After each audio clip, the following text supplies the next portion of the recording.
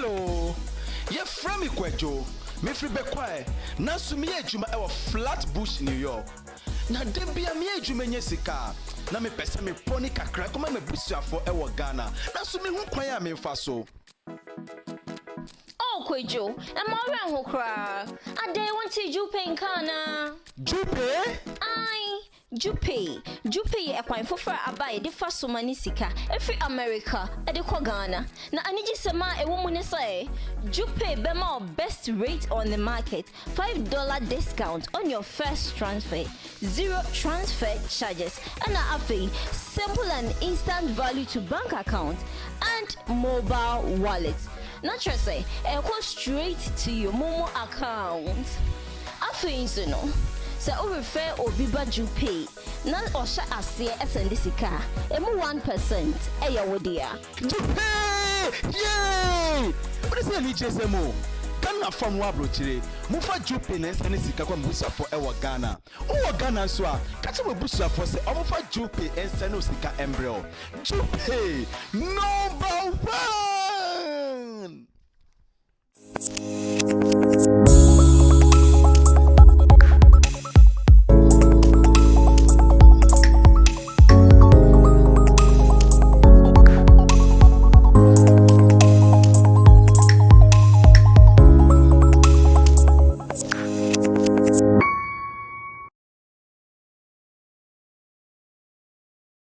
Hello once again and welcome to GhMixMixx. Thank you for making time with us once again. Today, I'll have a multi-topic approach to my show. What do I mean? This is what I mean. Today, I have several topics that I want to look at. But I want to start by looking at the issue of what I have termed the politics of Bordier. The politics of Bordier. I have a lot to say about this Bordier thing. This guy, the Agric Minister, I warned you, Ghana. I warned you. When President Akufo-Addo won the elections, I had no idea that he was going to lead Ghana down the path he has done right now. I had no idea that Ghana was going to spiral backwards at such a rate. But one thing that bothered me right from the inception was the appointment of the Agric Minister. Have you watched was it the first or second or so episode of this show? God knows. It was the NDC in power at the time. And I was very concerned about GMO food creeping into Ghana. At the time, I had a show, and in my research I came across a video with this guy's response to the whole idea of GMO food. And so, when he was appointed as Agric Minister, that's what I did. You know what that means in our culture, don't you? When we put our hands on our heads like that, asemaba. And lo and behold, here we are today. This guy has not a damn thing to show for the ministry that he's handling. Show me somebody, please. Maybe my research method is weak. Show me somebody what this guy has done for the agricultural sector of Ghana within this tenure. Nothing.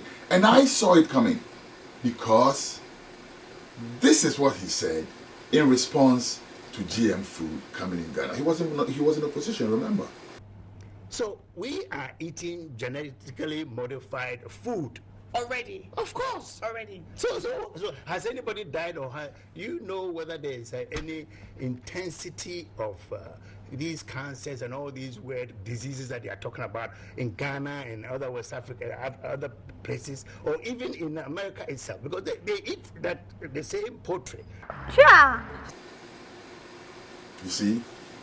So if our food security is in the hands of such a person, That's worrying.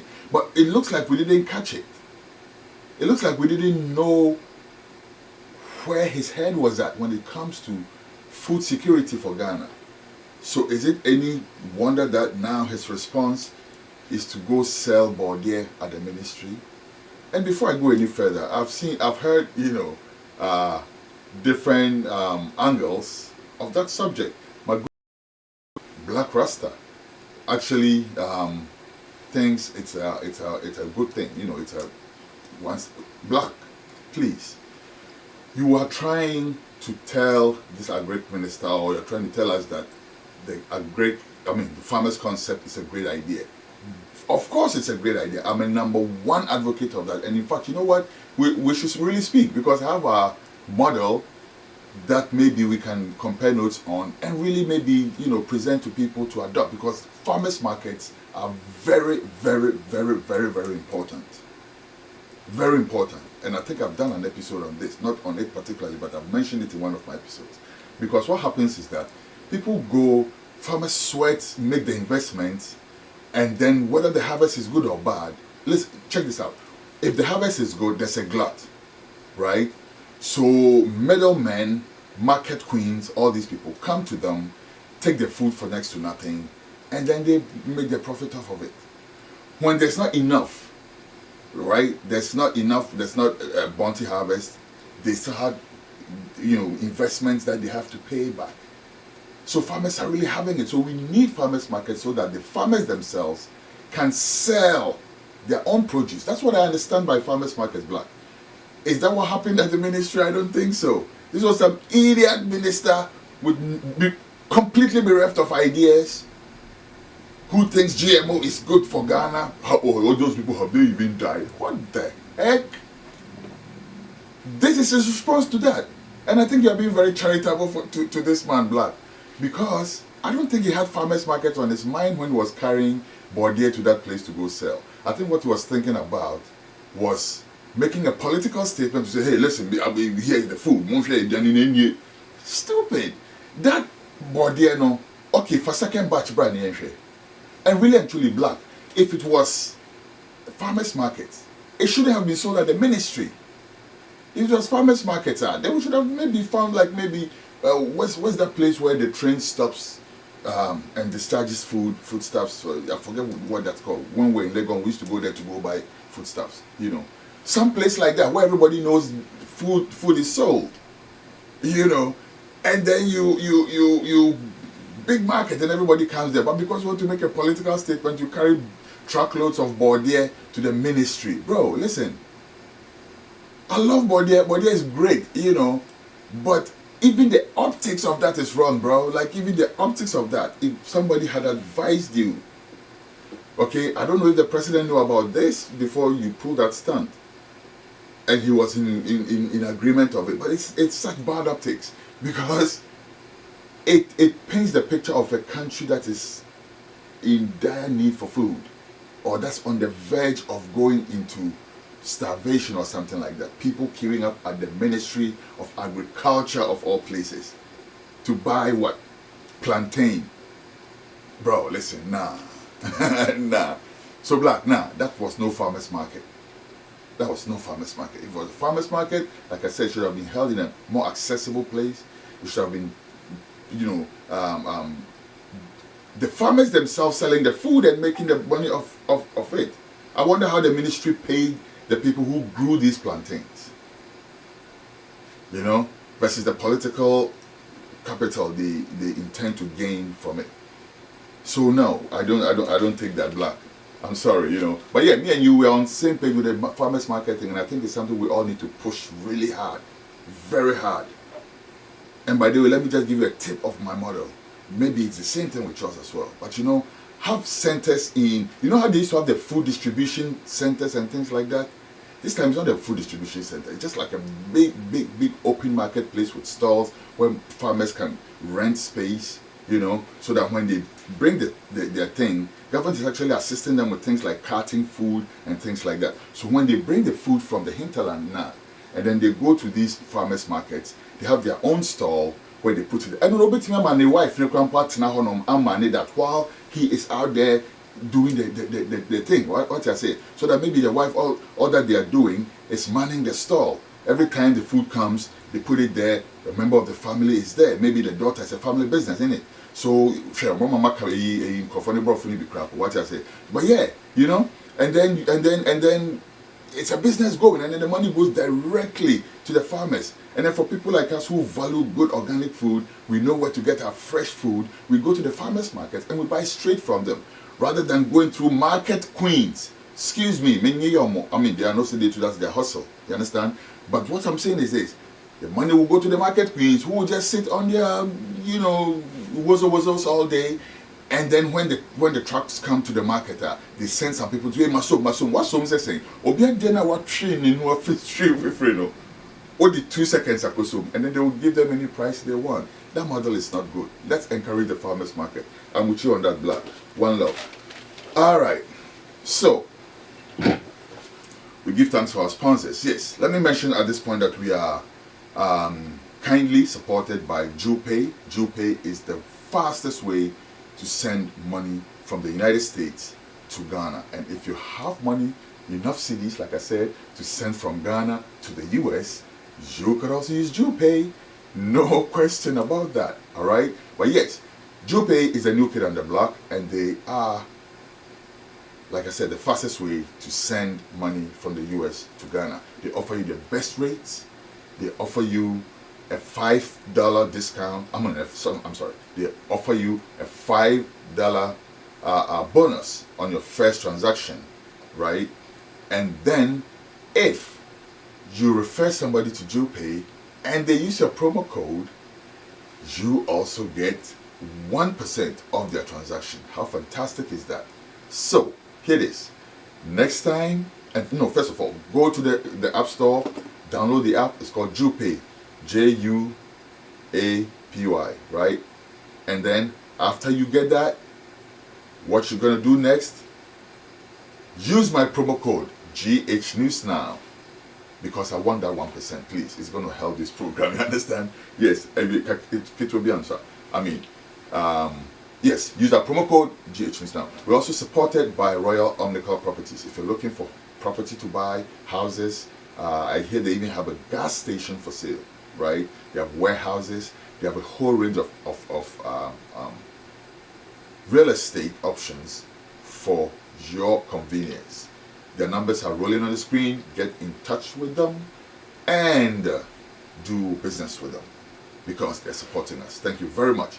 And we are also supported by Aseda GhMixMixx. If you live in Perth, where I lived for a while, beautiful city, and you want some African food, which is not very easy to come by, let me show you where you can get that. It's called Aseda GhMixMixx, and it's on Balkata Road.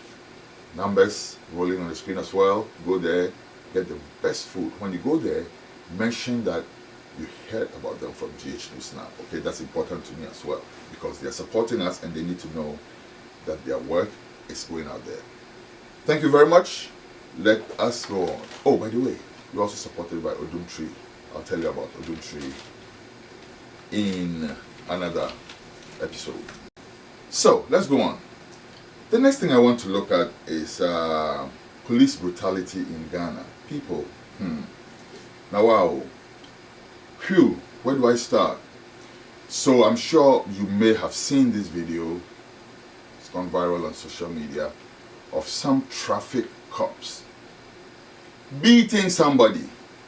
When I saw that video first, it was on mute. So I just saw, cops beating somebody, and I hate violence, and I see too many of these things, so I didn't really even get to really want to watch it like that, because I really don't want to see it, but at the same time, it's something that you want to see. So I painfully sat through this, but it was on mute, so I just saw them beating somebody. Later on, I just couldn't let it go, so I went back to go watch it with the audio, and lo and behold, I heard that it was about marijuana. Phew, Gabby, before you set out to go, suggest all those things about legalizing marijuana and things like that. Had you thought about that aspect of it? And please, people, please go back and watch my episode on marijuana. Don't legalize Gabby's marijuana. I'll leave the link in there. Watch it, and then we'll all see this. Because over there's actually a school of thought that marijuana should be considered for legalization. But if you look at the terms, the actual terms of it, it doesn't cater for the ordinary man like this guy who was brutalized because this guy suspected that he had some marijuana on him. First of all, if you have any suspicion that someone has marijuana on them, does that cause anybody to die? Is that like a immediate threat to anything at all? You understand? Because if you found somebody, say, carrying a bomb or something, trying to go cause mayhem, or and you apply some certain type of force to stop them or whatever, we can all connect with that. That could be justifiable. But if someone has, oh God, marijuana, 1 roll, 2 roll, I don't know how much he had. Let's say he had an ounce. Let's say he had a bag of weed. How is that even an immediate threat to the point where you have to beat him to arrest him? Why? Ghana police. And it's not police, it's the system. The system makes it that way. And you know why I'm saying that? Even the people standing around, listen to the commentary. We are used to that. That's why it's dangerous to make stupid jokes about marijuana. If you're a journalist or whatever, listen, bro, stop those nonsense jokes about marijuana you'll be making and attributing marijuana to people's foolishness. Oh, we were no reason. Stop that foolishness. Stop that nonsense. Because you are contributing to the mindset. Because we are no reason, as the papa there, and that's what we are no reason as a police for bona. I didn't kind of say me, let's make it clear. You know what I'm saying though? But it's serious. Beat him, step on his head. Why? Because you suspected that he had marijuana. So police, what's the protocol for, say, arresting somebody in a situation like that? What's the protocol? Did these people even have the well, I mean, the citizen arrest crowd or I'm sure say they definitely have the authority to arrest him if he has breached the law in one way or the other. But first of all, arresting somebody for marijuana, first of all, is stupid, period. Secondly, the way they did it is not acceptable. This is a country, you see, you promoted tourism. When the rest of the world are cashing in, and you go check Jamaica.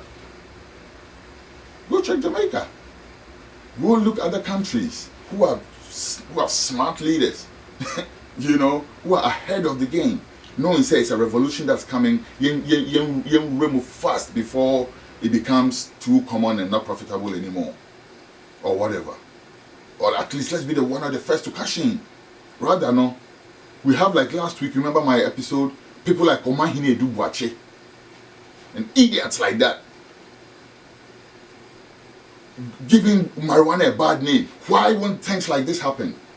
Why won't things like this happen? You remember the video I showed you of the police handcuffed some guy to their van because he smoked marijuana? What kind of people are we? Jimiana.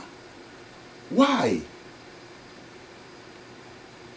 I was in Ghana recently. Let me tell you my little funny story about Ghana.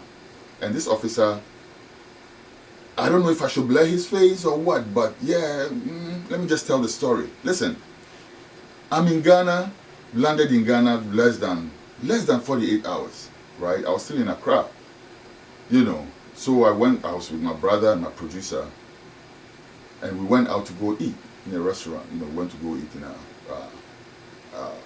Abekala Pass, thereabouts. I think there's a vegan restaurant over there. We went to go eat. I'm like, oh, this food is really good. You know what? And it was cheap as heck compared to, what I'm used to. Bought another, big bag of food, bought a bottle of freshly squeezed juice, got in the taxi, moving, we going. We got to some point, there are some cops with guns, you know, with a van, whatnot, parked on the street. They stopped us. The guy looks in the car, looks at me. My friend, come down for a search. Police officer, that is wrong to start with. First of all, I am not your friend. You heard? Don't know me. I'm not your friend. Don't refer to me as your friend. And if it's the Ghana meaning of your friend, Noah, then it's even worse, because how dare you?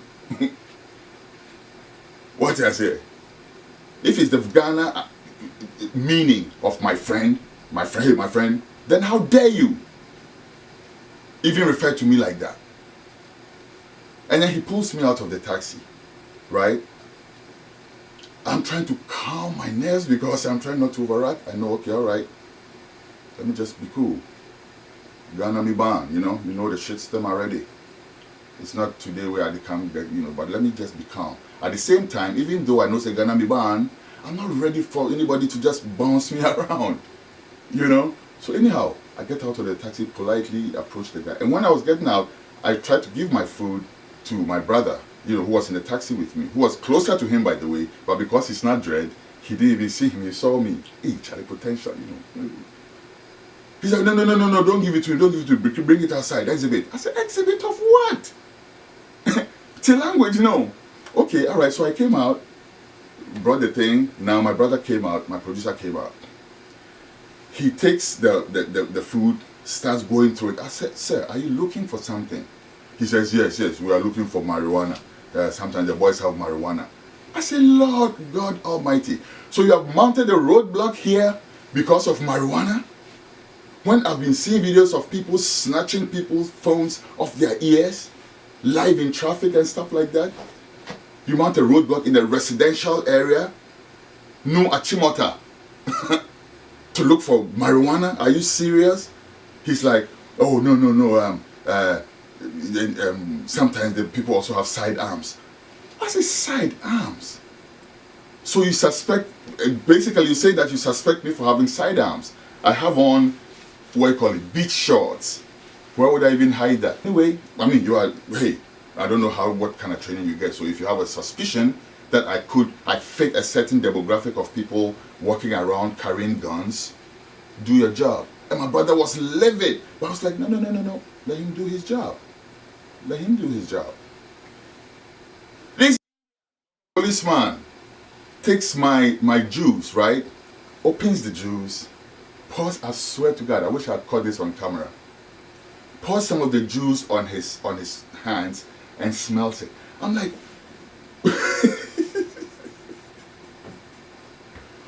what are you looking for smelling my juice? Oh, marijuana, the marijuana. So if I put marijuana, sometimes the people, they put the marijuana in the, so if I put marijuana in my juice, can you smell it and determine that there's marijuana in there and then go to court and prove that there's marijuana in my thing? Can I sue you for, first of all, opening my juice in the first place, pouring it out? Can I do that? And then after they didn't find anything and stuff like that, I spoke to him because I said, I understand that you're doing your job. And I appreciate you volunteering, right, to take on a job that protects other people. It's honorable. And let me tell you this, Black Rasta says it too. His grandfather was a cop. My grandfather was a cop too. My grandfather was a top cop, right? So I don't disrespect cops at all. But the way we train Ghana police now is fucked up. Okay, we don't connect our policies to how we make our people function as the police. Because listen, police encounter everybody. Okay, now look at this. Imagine I was a tourist. Imagine I was a tourist who had heard that Ghana was such a great country, and I'm going there. I got there, I went to go eat Ital food, and then I'm going back to my hotel. And then I get stopped by the police, and they're rummaging through my food and pouring out my drink and stuff like that. What the fuck, bro? You think I'm going to go back there? Much less recommend it to anybody at all. So Ghana is a great place. Go there for tourism. Listen, man. And so now that reflects. Here you have police beating somebody as if they own him. It starts from us as thought leaders. Let's stop making stupid jokes about marijuana. Okay? The best of us too do that. That's why I'm not mentioning any names, bro. I beg you, pick the signal. Okay? Pick the signal because it's subliminal. It's subliminal. Love you, bro. I know you're doing your job, but stop those jokes about marijuana. It doesn't help. It doesn't help at all. You know? Marijuana in the States, as we all know, is very accessible. It's being used by everybody, including politicians, judges, everybody. So if the politicians in America can smoke marijuana and function, why can the politicians in Ghana smoke marijuana and function? You know, so when that happens, and then we have all these Edubuache and all these other people joining in to bring in the agenda, then we're making it difficult. It's like we're giving a pass for the police to do stupid stuff like that. Because Ghana, they say, "Oh, you're Bonnie, why you're Bonnie?" We can't even associate between what is criminal and what is civil. Why you're Bonnie? Internet so because yeah, there should not be more police. I bet you. Why is there police? Recently, I was talking to some girl who said if Schwarzenegger or somebody had her put in jail because of something that was supposed to be a civil case. I told her to go sue. But that's Ghana for you. You know, we don't even know the difference. Until we were calling we so also John so na jitum keke. What is wrong with us? Other places I would have heard them confronting the police. Hey, why they oh chale monjai na mo se mo be kunu monjai na dia why bibia monchine chale let us be each other's keeper. Oh. Let us be each other's keeper. Because the police know, the politicians are already using them as a tool against us. So if you're going to stand by and only video, and I wonder what the motive of this person who videoed the thing was. Was it just to show, okay, oh, action, hey, I'm video me, you know? Or was it really to put out message, say, hey, listen, something wrong is going on and we must check it. Or whichever way his motive was, we still got to see the video. And it's fucked up. IGP Dampari, I'm watching to see what you will do. I'm watching to see what you will do. Enough said. Let me go on to the last two topics and then I'll round up. Okay, one will run into each other. Okay, so follow us, like us, subscribe. Please subscribe. Please subscribe to our channel because we have a lot more on the channel. We have cultural topics like Asantinkai, which is actually being rebranded to be called Sankofa. And that is on our channel. You go there, you learn a lot about Akan culture, and as we go along, you learn about other cultures from Africa, right? You go on the same channel, GhMixMixx now, you find a show like, you go on the same channel, GhMixMixx now, you find a show like Osekrom Exposed. If you're planning to go to Osekrom, it's for a tourist, or if you even live in Ghana and you want to go to Osekrom, watch that show before you go because it shows you the best of Osekrom. It shows you where to eat, where to rent cars, where to sleep, where to all of that. It's called Osekrom Exposed and it's hosted by Obapa Akusia on the GhMixMixx Now channel. We also have shows like Dream, which is currently our currently running drama series. After Dream, there will be more drama series rolling, you know. We also have GH Concert Party, trying to keep the tradition alive, plus all the other reports and news items that we bring you on this one channel, GhMixX Now. So please like us, follow us, subscribe to our channel. That's the best you can do for us. Thank you very much. Okay, now, Saglemi. Too much has been said about it, so I'll just keep this as short as possible. But you remember when the opposition NPP at the time said Saglemi was a Photoshop. Saglemi was only a Photoshop. Well, Photoshop for sale. Photoshop for sale. When the former president built Saglemi, when I saw it myself, I thought I was seeing what I saw was like a computer generated, you know. So I thought, you know, one of those things, whatnot. And then I heard a propaganda about Photoshopping. I almost bought into that until I actually heard a report did a little bit more prying and saw that it was actually a project that existed. Long story short, it does exist. It is there. This feckless government has not only not taken care of such a priceless asset, but wants to sell it.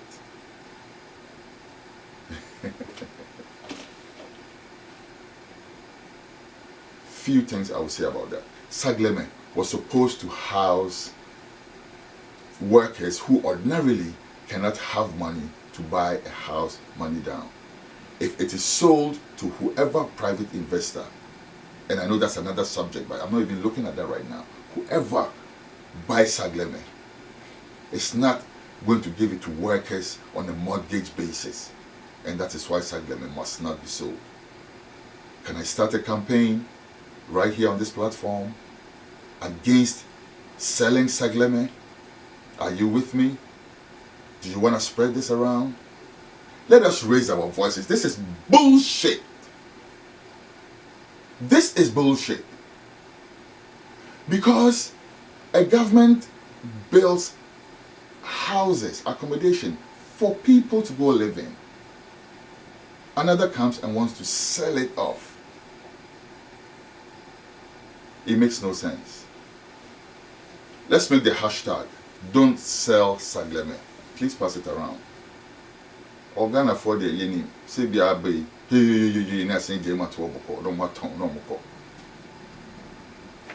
it's sad, man. It's sad. It's sad. You know? But we are all seeing that today. We are all seeing that today. Saglemi is going to be sold, from what I'm hearing, if we're not careful. And can I also ask, can any subsequent government probe things like that and bring and just repossess assets? Is that possible constitutionally? Somebody help me. I should have called. You know what? Next week I'm going to call my our resource erudite head, Dr. Saikopong. Let's ask Dr. Saikopong. Is it possible for subsequent governments to repossess things like these? Because this is an outrage. It should not be happening. You know? And then couple that with what is happening with the finance minister. Total disrespect to the Ghanaian people. And that's the final topic I'm looking at. I'm merging it, I'm morphing into that. You know? I'm segueing into that right now. Because we have a finance minister who has totally wrecked the economy and is still refusing to leave. And on top of that, you know what? I heard he went to Parliament to go ask for $200 million or something to that effect, or $500 million. What is wrong with this guy? You have no shame? You have no shame, Ken Ofori Atta? And then from what I heard from the minister, from one of the MPs, you know, most of the $500 million they were asking for was going to go into consultancy. At a time when we are in such a ditch, you're going to ask for more money, and most of that money is going to go into consultancy. Charlie, these people have put their hands into our noses as Ghanaians. They realize that, okay, they're not reacting, so they've pushed it a little further, and it's all the way up there, and we're still not reacting. So they feel like, you know what, let's push it into their brains, because they're not going to do jack shit. Like, what is this? They're going to go ask for $500 million more to pay consultancies. They're looking for money to go build a national cathedral, and they're selling off Saglemi. I try not to use harsh words, but Charlie, this is plain stupidity. Let's call it spade a spade, not a big spoon. This is plain stupidity. Factlessness. But you know what? And this is the actual segue. Let's blame all of this on the NDC. All this Ofori Atta brouhaha, blame it all on the NDC. And I mean that. Because we could have stopped this. You could have stopped this. Do you remember when a man I highly respect, Asedun Ketia, I really respect Asedun Kete, and let me tell you why. He is a cool tactician. He's a very tactical person. He's a tactical politician. But at the base of all his politics, at the base of everything he does to keep his party in power, whatnot, you can tell that he has Ghana on his heart. And that's why I respect Asedun Kete. I've observed him for a long time. I've interviewed him before when I was at Sahara TV.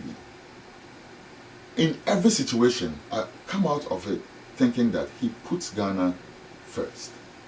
Even though he's also a politician, so he'll always scheme and do whatnot to get his party in power. I'm not defending any of his foibles or whatever. All I'm saying is that I respect him because he always comes across as somebody who puts Ghana first. And now, he acts as as somebody who's been around, But sir, do you remember when you told us that you endorsed Ofori Atta because you wanted him to fuck up so that the NDC will come into power? That was the biggest. I was so disappointed, sir. I was so disappointed when I heard that. I thought I didn't hear right. I went to go check from different sources to make sure you actually said that. And lo and behold, you actually did say that. And it's not just that you said that, it seems to be the position of the party. And that is disgusting.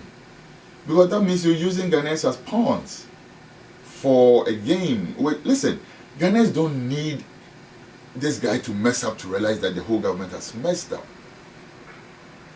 This government has fucked up. No question at all. So you did not need to impose or to help, impose an Ofori Atta on us to make your point. And now this is what we're left with. Rather than refusing to move, bribing your members and all these things we're hearing, using all the money that's being misappropriated, turning it around to make sure that he stays in power. What is going on there, I don't know. But we are here because you, sir, and your party helped to keep Ken Ofori Atta in power.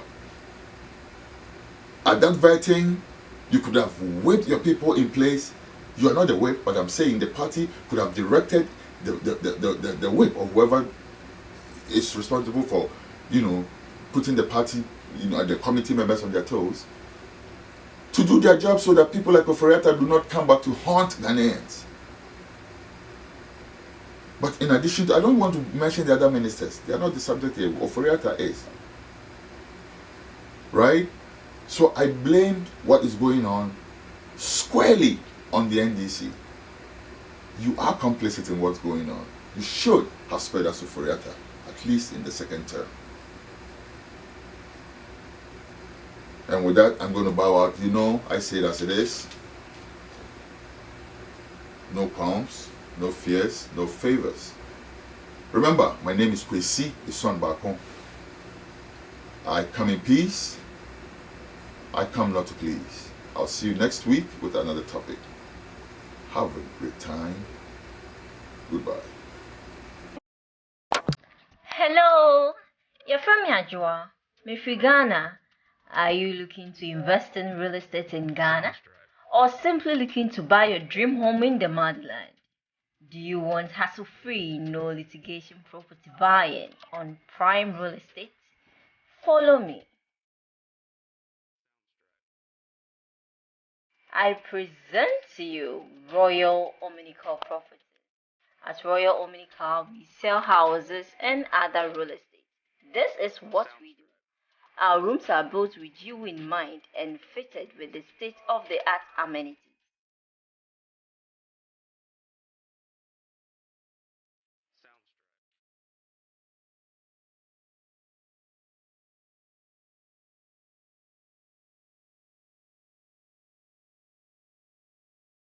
Call us now on +233-26711-3682 or +233-20-074-6821. Royal Omnical Properties. We are your peace of mind.